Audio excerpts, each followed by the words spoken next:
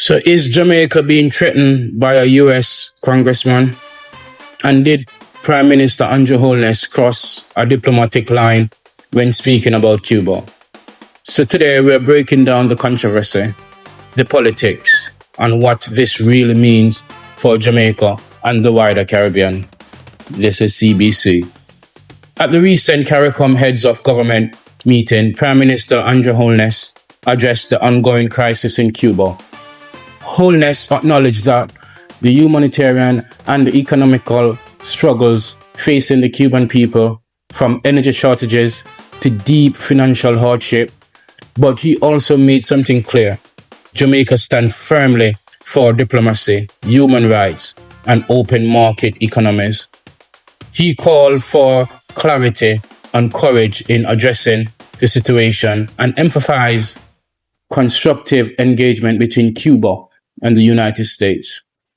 This message right there, regional stability matters, and prolonged instability in Cuba affects the entire Caribbean, including migration, security, and economic cooperation.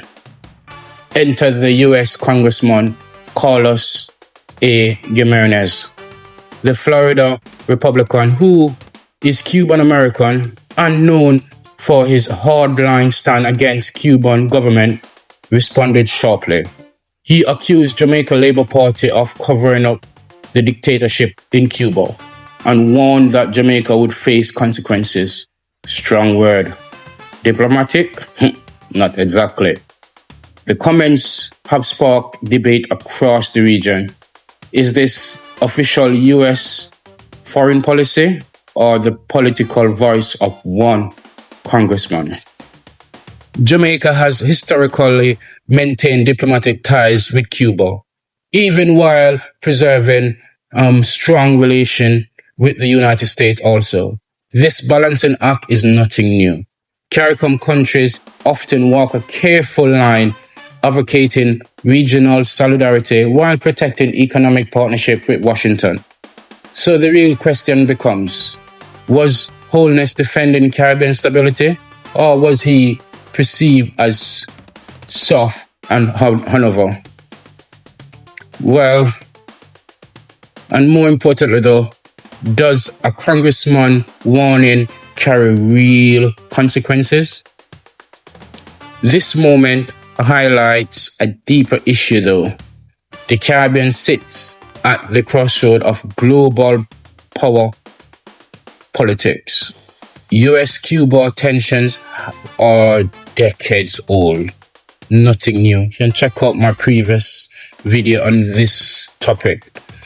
But Jamaica's foreign policy has traditionally focused on sovereignty, engaging partners without becoming politically dependent. If tensions escalate though, trade, security, cooperation, and diplomatic goodwill could all come into play. But as for now, there has been no official statement from the White House suggesting punitive action, which means this may be more political theater than political policy shift. So here what we know. Holness spoke about regional stability and diplomatic values. A US congressman pushed back hard, and Jamaica now finds itself in a familiar diplomatic unbalancing act. The Caribbean is watching, Washington is listening, and the questions remain though. How should small nation navigate big power politics? Let me know your thoughts in the comments.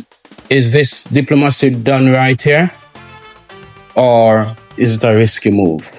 Like, share, and subscribe. This is CBC, where we break down the news behind the headlines and talk about the Caribbean inside and out. Bless.